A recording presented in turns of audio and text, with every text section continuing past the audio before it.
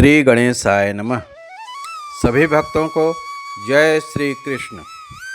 आज हम जानते हैं एक ऐसे व्रत के बारे में जो अनंत पुण्य प्रदान करता है, जो अनंत चतुर्दशी व्रत के नाम से जाना जाता है। भाद्र मास के शुक्ल पक्ष की चतुर्दशी तिथि को मनाया जाने वाला यह व्रत अत्यंत ही पवित्र, पुण्यदायक और पापनाशक माना जाता है। अनंत चतुर्दशी के व्रत में भगवान विष्णु के अनंत रूप की पूजा की जाती है।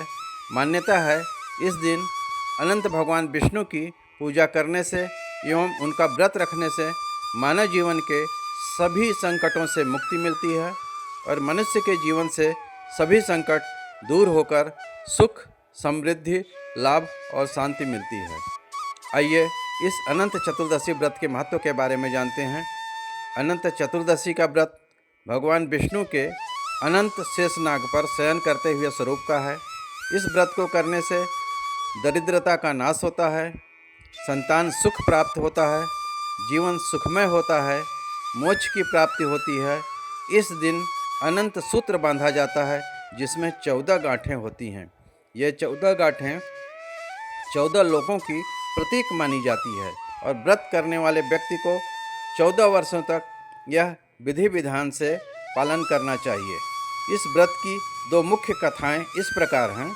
पहली कथा, युधिष्ठिर के जुए में राजपाट हारने के बाद जब वनवास कर रहे थे, तब एक दिन भगवान कृष्ण उनसे मिलने आए। युधिष्ठिर ने अत्यंत कातर स्वर में भगवान से पूछा, हे माधव, हमें कष्टों से मुक्ति कब और कैसे मिलेगी? भगवान कृष्ण ने कहा, भाद्र मास की शुक्ल पक्ष की चतुर्दशी तिथि को भगवान अनंत की पूजा करो। फिर एक सूत्र में 14 गांठें लगाकर केसर में रंग कर उसे अपने दाहिने हाथ में धारण करो। स्त्रियां बाएं हाथ में धारण करें। इस व्रत के पालन से सभी संकट दूर होकर सुख, समृद्धि की प्राप्ति होगी। युधिष्ठिर ने इस व्रत का पालन किया और शीघ्र ही उनको राजपाट वापस मिल गया। एक दूसरी कथा के अनुसार एक कौंडिन्य नामक ऋषि थे।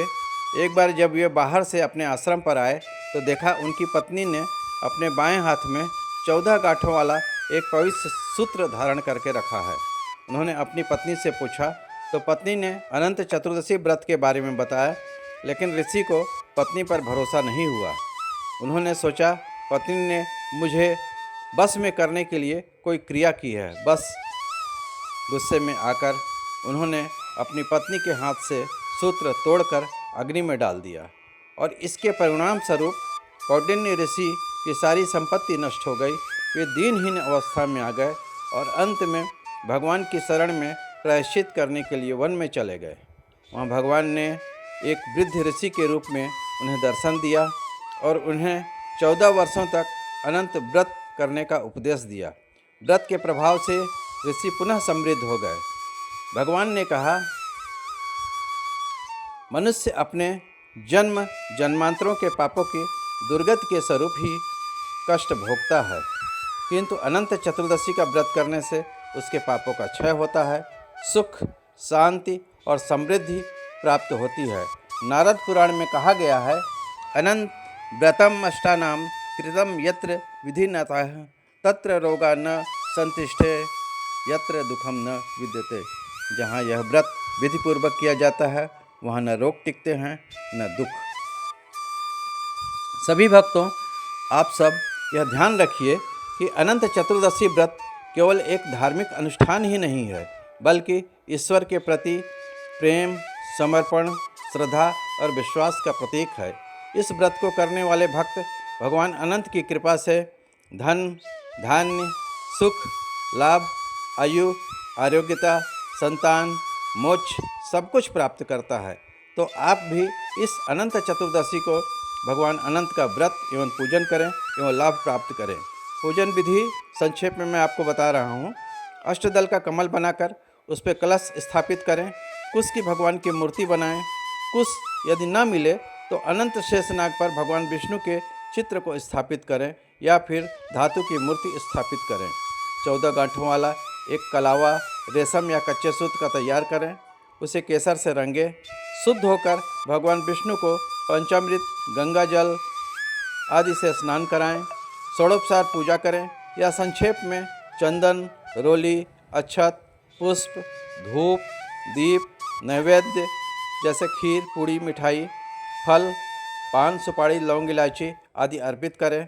भगवान विष्णु के चरणों के पास अनंत सूत्र रखकर उसकी भी पूजा करें और ओम अनंताय नमः, ओम अनंताय नमः मंत्र का जप करते रहें। या अनंत सागर महासमुद्रे मग्न समुद्धर वासुदेव अनंत रूपे विनियोजितम में है अनंत सूत्राय नमो नमस्ते का जप करें। इसके अलावा ये मंत्र भी जप कर सकते हैं। ओम नमो भगवते वासुदेवाय, ओम विष्णुवे नमः, ओम अनंताय नमः, कृष्णाय वासुदेवाय, हरे परमात्मने, प्रणतः क्लेशनाशाय, गोविंदाय नमो नमः। पूजा के बाद अनंत सूत्र पुरुष अपनी दाहिनी भुजा पर और स्त्रियां अपनी बाईं भुजा पर धारण करें और कथा सुनें, आरती करें और अपनी मनोकामना के लिए भगवान विष्णु से प्रार्थना करें। गलतियों के लिए क्षमा मांगें। इस दिन भगवान गणेश का भी विसर्जन बहुत धूमधाम से करते हैं और मान्यता है इस दिन गणेश जी कैलाश पर्वत पर अपने निवास पर लौट आते हैं। तो आइए जानते हैं शुभ मुहूर्त। 6 सितंबर 2025 प्रातः 6:02 से सारे दिन आप भगवान अनंत की पूजा कर सकते हैं। मान्यता है इस दिन भगवान विष्णु ने 14 लोकों की रचना की थी। ये लोक हैं तल, वितल, भूतल, अतल, सुतल, तलातल, रसातल, पाताल, भूतल, स्वतल, जनतल, तपतल, सत्य लोक और महलोक, इनकी स्थापना की थी। तो भक्तों, यदि आप व्रत करते हैं या व्रत करने वाले हैं तो कमेंट जरूर करें। वीडियो पसंद आया हो तो लाइक, शेयर और सब्सक्राइब जरूर करें। भगवान विष्णु आपकी इच्छा पूरी करें। जय श्री कृष्ण।